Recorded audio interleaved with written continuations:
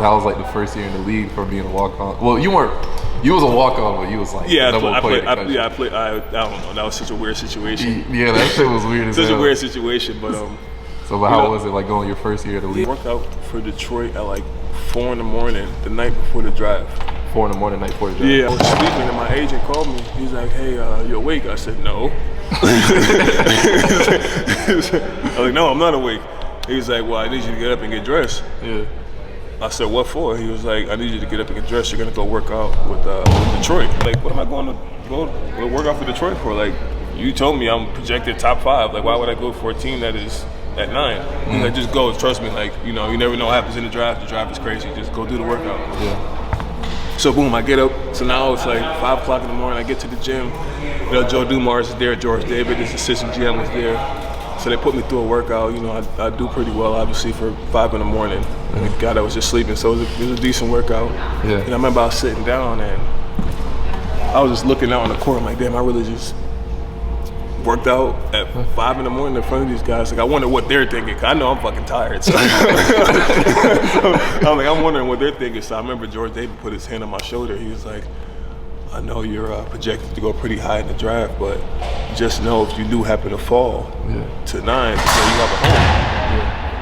And like that sat with me throughout the whole day. Like I just kept thinking about that shit. I was like, well, worst come to worst, I know I'm going somewhere. Yeah. And like this team wants me.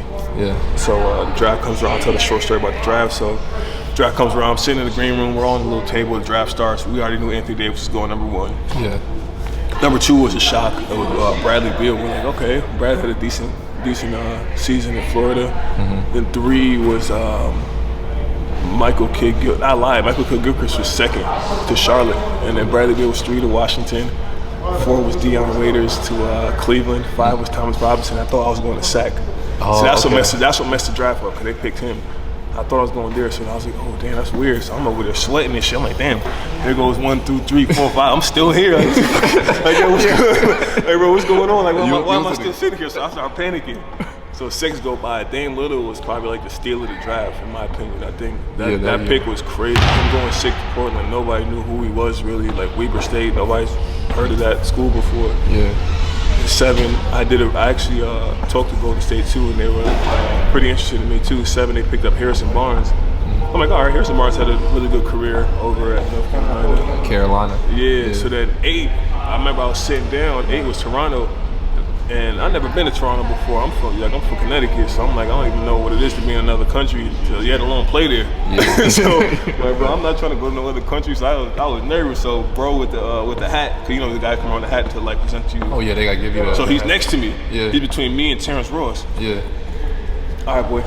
All right, So bro. he's between me and Terrence Ross. So I'm sweating bullets. I'm like, shit. I'm like, ain't no way. I've never been to Toronto. What is even in Toronto? Like, what's happening? And then they call Terrence Ross. You know, the number 8 pick, Toronto Raptors select Terrence Ross. So, all right, cool. I sank in my seat.